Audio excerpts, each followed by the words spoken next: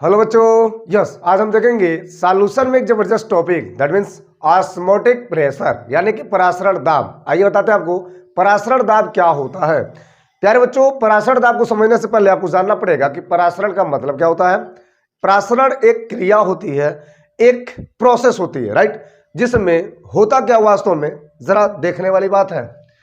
वास्तव में बच्चों यहाँ पे एक हम सॉल्यूशन लेंगे कुछ इस प्रकार से, एक कंटेनर में सॉल्यूशन की बातें होंगी और यहाँ पे ए बी दैट मीन्स एक सॉल्यूशन होता है और यहाँ पर इसमें से सॉल्वेंट को अलग रखेंगे, ठीक है, कुछ ऐसा। यहाँ हमको बताना है कि परासरण कब होगा। तो बच्चों इसको अलग रखने के लिए हम इस कंटेनर में इन दोनों के बीच में एक लगाते हैं झिल्ली, जिसे कहते हैं अर्ध पारगम्य झिल्ली, ठीक है, अर्ध पारगम्य झिल्ली, राइट, कुछ इस प्रकार से। और यहां पे आपने क्या देखा कि 1 बिलियन से विलायक को अलग रखा गया। यस, 1 बिलियन से विलायक को अलग रखा गया। मुझे समझना है परासरण की क्रिया। तो जब 1 बिलियन से विलायक को अलग रखते हैं अर्ध पारगम्य झिल्ली के माध्यम से, तो यहां पे विलायक विलयन की ओर चलना प्रारंभ कर देता है। एक बार और, जब 1 बिलियन से विलायक को अलग रखते हैं, एक सॉल्यूशन से सॉल्वेंट को अलग रखते हैं, तो वहां पे सॉल्वेंट मूव्स करता है किधर, सॉल्यूशन की ओर। तो इस घटना को, इस फिनोमिना को हम बोलते हैं परासरण, दैट मीन्स ऑस्मोसिस। क्या बोलते हैं? ऑस्मोसिस। क्या बोलते हैं? ऑस्मोसिस की क्रिया बोलते हैं। दैट मीन्स ये होता है परासरण, राइट। तो प्यारे बच्चों, परासरण दाब कब होगा? यानी 1 बिलियन को एक अर्धपारगम्य झिल्ली से विलायक को अलग रखते हैं। 1 बिलियन से विलायक को जब अलग रखा जाता है अर्धपारगम्य झिल्ली की सहायता से, तो वहां पे विलायक विलयन को गति करता है और एक घटना देखने को मिलती है जिसको हम बोलते हैं ऑस्मोसिस, दैट मीन्स परासरण की क्रिया, राइट। अब इस क्रिया को रोकने के लिए जो दाब लगानी पड़ती है क्रिया के विपरीत दिशा में, उसे बोलते हैं परासरण दाब। यानी परासरण दाब का मतलब होता है एक प्रकार का प्रेशर, और एक ऐसा प्रेशर जो परासरण की क्रिया को रोकने के लिए उसी की विपरीत दिशा में एक दाब, एक बल लगाया जाता है। यस, तो हो गया। लिखेंगे, नोट करेंगे। यस, क्या लिखेंगे? क्या लिखेंगे? परासरण, परासरण, परासरण की क्रिया को रोकने के लिए, परासरण की क्रिया को रोकने के लिए क्या क्रिया के विपरीत, क्रिया के विपरीत दिशा में जो दाब लगाया जाता है, जो बल लगाया जाता है, उसे परासरण दाब कहते हैं, राइट। तो ये रहा फाइनली स्टूडेंट, ये रहा इसका फाइनली मतलब, ये रहा एक परासरण दाब का मीनिंग, राइट। अब यहां तक तो क्लियर है एक परासरण क्या होता है, और जब एक परासरण की क्रिया जान जाएंगे तो वहां परासरण दाब भी क्लियर हो जाएगा, राइट। कुछ और बात करते हैं। अगर बात किया जाए परासरण दाब को लेकर के, तो बच्चों लिख सकते हैं इसे पाई से रिप्रेजेंट करते हैं, पाई से दर्शाते हैं, राइट। अब यहीं पे कुछ और बातें, जो पाई होता है ये शॉर्ट फॉर्म है एक ऑस्मोटिक प्रेशर का, राइट। तो यहाँ पे एक रूल्स आता है जिसको बताया था वान हाफ ने। वान हाफ ने अपने रूल्स में बताया था कि किसी विलयन में अगर आपको परासरण दाब का मापन करना है, मेजरमेंट करना है, तो वहां पे एक आदर्श गैस नाम का एक समीकरण आता है जिसका डिस्कशन आपने क्लास 11 में कर चुका है। तो वान हाफ ने क्या बताया था? वान हाफ ने एक रूल्स दिया था, यहीं पे रूल्स की बातें की थी। What? One half rules, one half rules. One half ने एक रूल्स दिया था। क्या बोला था अपने रूल्स में? कि अगर आपको किसी विलयन, वान हाफ ने कहा था, क्या कहा था? कि किसी विलयन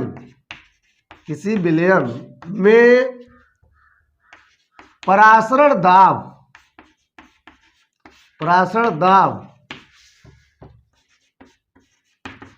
मापन के लिए क्या बताया था, वांट आपने कहा था कि किसी विलयन में परासरण दाब मापन के लिए आदर्श गैस समीकरण को लागू किया जा सकता है। प्यारे बच्चों, अब बताते हैं आपको कि आदर्श गैस समीकरण क्या होता है।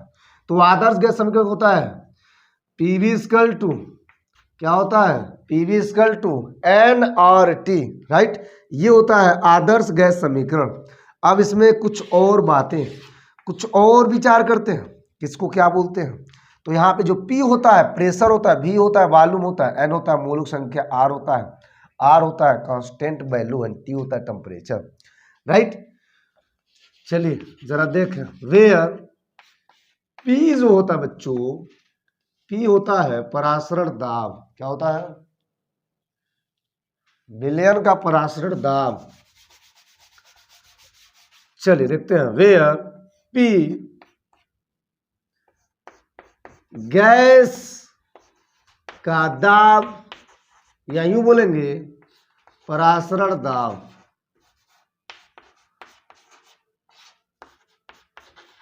ठीक। भी होता है गैस का आयतन,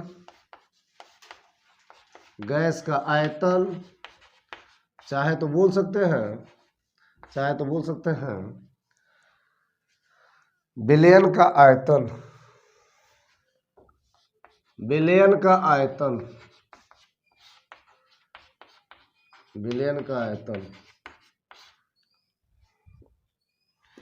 N होता है गैस के मोलों की संख्या,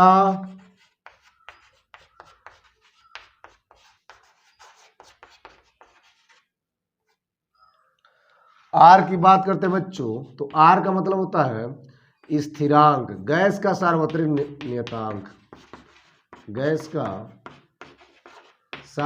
नियतांक। चलिए, तो ये रहा एक वांट ऑफ रूल्स का मतलब, जिसमें वांट ऑफ ने बताया था, अपनी भाषा दी थी, क्या बोले थे कि आप आसानी से एक आदर्श गैस समीकरण के द्वारा किसी भी विलयन का ऑस्मोटिक प्रेशर का मेजरमेंट कर सकते हैं, राइट। कुछ इस प्रकार से। तो बच्चों अगर हम बात करते हैं जो PV इक्वल टू nRT है, अगर इसमें ध्यान से देखें तो एक सॉल्यूशन के लिए चलिए बच्चों, तो हम बात करते हैं, सपोज आपके सामने कोई विलयन दिया है, कोई सॉल्यूशन दिया है, तो आप लिख सकते हैं किसी विलयन के लिए अगर इस समीकरण को कन्वर्ट करें तो क्या हो जाएगा, वाट हो जाएगा पाई भी equal to nRT, right. Simply भी कुछ नहीं करना है। तो यहाँ पे पाई हमने क्यों लगाया, पाई का मतलब होता है, यहाँ पे पाई का तात्पर्य होता है ऑस्मोटिक प्रेशर से, राइट। अब यहाँ बच्चों सिंपली पाई भी रहने देंगे, और यहाँ पे आप क्या करेंगे, ऑस्मोटिक प्रेशर निकालना है तो भी को यहाँ कन्वर्ट कर सकते हैं, और यहाँ पे जो एन है वो क्या होगा, एक साल यूट के लिए, तो यानी बी हो जाएगा, ठीक है। और ये RT रहेगा, और जब भी इधर आएगा तो क्या हो जाएगा, NB/B, राइट। सिंपली वे में अगर देखा जाए तो एक ऑस्मोटिक प्रेशर एक पाई का मान निकल के आएगा, राइट।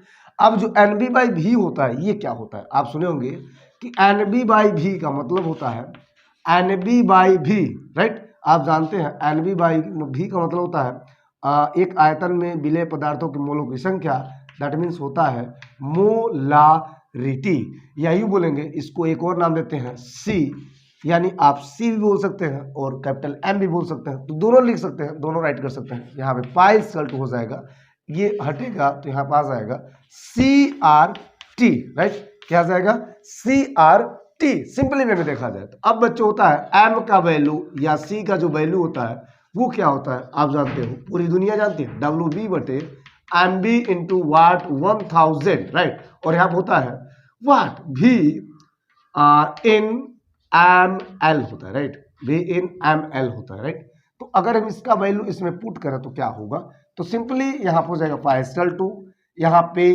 C का मान हम भर रहे हैं, M का मान भर रहे हैं, दैट मीन्स WB/MB इंटू वाट 1000, और यहाँ हो जाएगा V, राइट। और यहाँ क्या बचा है, यहाँ बचा है RT, दैट मीन्स यहाँ पे लिख देंगे R और ये T।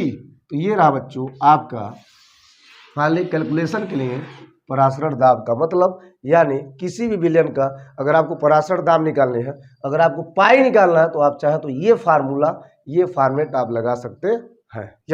ये रहा एक परासरण दाब का मतलब। ठीक है, अब हम समझेंगे कि एक विलयन, अगर एक विलयन है तो वह लगभग 3 प्रकार से हो सकता है, उसका क्या मतलब है और 3 प्रकार का विलयन क्यों, आइए आपको बताते हैं। फिलहाल यहाँ तक नोट करें, स्क्रीनशॉट लें। यस, चलिए बच्चों यही बात करते हैं। एक सॉल्यूशन, जैसा कि आप जानते हैं, सिंपली ये अब जानने वाली बात क्या है और जनाने वाली बात क्या है, कुछ नहीं। तो एक सॉल्यूशन में अगर ध्यान से देखा जाए तो यहाँ पे आपको जनरलाइज किया जाए 3 प्रकार के सॉल्यूशन आप देखने को मिलेंगे। एक ऑस्मोटिक प्रेशर में कुछ इस प्रकार से 3 तरह के सॉल्यूशन हो सकते हैं। दैट मीन्स व्हाट हो सकता है आइसोटोनिक, क्या बोलेंगे, आइसोटोनिक, ये एक प्रकार का सॉल्यूशन होता है। ठीक है, दूसरा क्या हो सकता है हाइपोटोनिक, क्या होगा हाइपोटोनिक हो जाएगा, राइट। और तीसरा हो सकता है बच्चों यहाँ पे हाइपरटोनिक, क्या होगा हाइपरटोनिक हो जाएगा, राइट।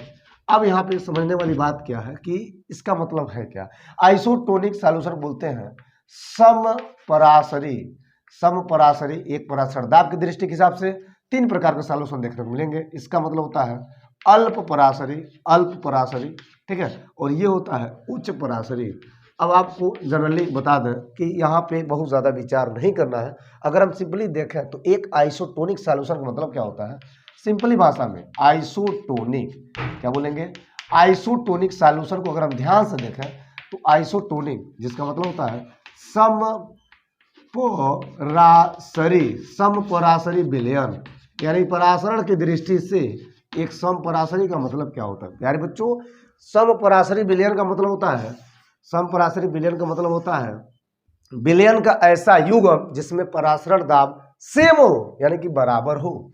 क्या लिखेंगे व्हाट राइट हियर, विलयन का वह युग्म, या यूं बोलेंगे ऐसा युग्म, दैट मीन्स एक पेयर की बातें हो रही है, विलयन का ऐसा युग्म जिनके परासरण दाब सेम होते हैं, समान होते हैं, राइट। क्या कहलाते हैं समपरासरी, दैट मीन्स आइसोटोनिक सॉल्यूशन समपरासरी विलयन कहलाते हैं। क्लियर है, बोलिए क्लियर है। इसका मतलब क्या होगा कि अगर एक सॉल्यूशन दैट मीन्स पहला जो विलयन है वो क्या है पाई 1 है, यानी कि पाई 1 का मतलब क्या होता है CRT होता है, पाई का मतलब होता है तो C1RT हो जाएगा। ठीक है, तो ये है प्रथम विलयन के लिए। चलिए बात करते हैं, दैट मीन्स प्रथम विलयन, अगर हम लेते हैं पहला विलयन तो प्रथम विलयन के लिए क्या होगा, दो आपको विलयन लेना पड़ेगा।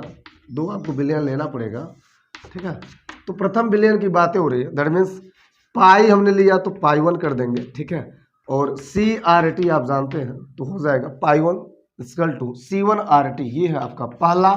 ठीक है, इसी प्रकार हम बात करते हैं बच्चों, इसी प्रकार बात करते हैं कि यहाँ पे द्वितीय विलयन यानी कि दूसरा विलयन के लिए, द्वितीय विलयन के लिए क्या हो जाएगा सेम, राइट हियर व्हाट पाई 2 इक्वल टू हो जाएगा C2RT, राइट, ये हो जाएगा second.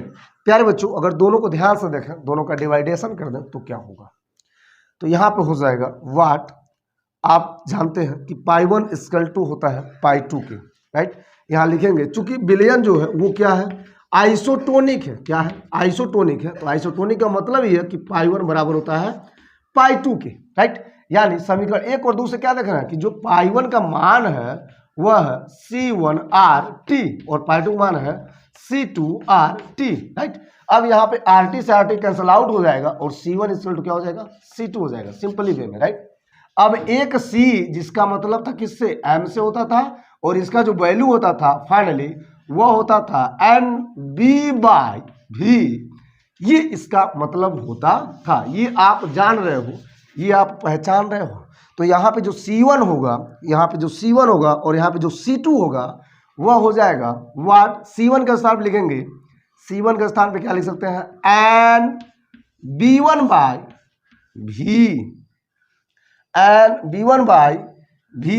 Right. And V1 bye V1 and C2 के पोजीशन में क्या लिखेंगे and V2 bye V2, right. तो बच्चों इसका अगर वैल्यू घर है तो क्या होगा, तो यहाँ हो जाएगा and V1 bye V1 equal to हो जाएगा and V2 bye V2, right. अब यहाँ पे ऐसा सपोज किया जा रहा है कि यहाँ पे V1 इक्वल टू क्या हो गया, V2 हो गया होगा।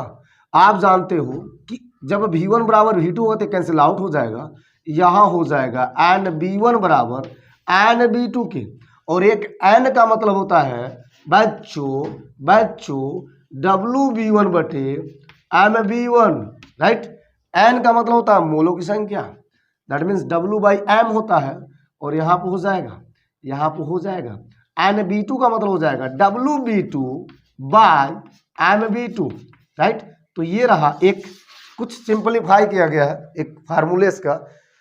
तो यहाँ पे आपको ऐसा देखने को मिलेगा, वॉल्यूम सेम के पोजीशन में आपको मिलेगा WB1 by MB1 and WB2 by MB2 equal to हो जाएगा, यानी इन दोनों का जो रेशियो होगा, यूं बोलेंगे कि पहले बिलियन का जो विलेय पदार्थों के मोलों की संख्या है वह सेकंड बिलियन के विलेय पदार्थों के मोलों की संख्या क्या होगा, बराबर होगा। तो सिंपल ही बात है यार, जब आइसोटोनिक ही है, यानी कि जब एक बिलियन का युग्म जिसमें दोनों बिलियन क्या है, दोनों बिलियन के पराशर दाब क्या है, सेम है, तो जब पराशर दाब सेम होगा तो वहां पे ये बोलेंगे कि वहां पे जो विलेय पदार्थों के मोलों की संख्या होगी क्या होगा, सेम होगा, ये बताया जा रहा है, राइट। तो ये रहा एक आइसोटोनिक सॉल्यूशन का मतलब, ठीक है।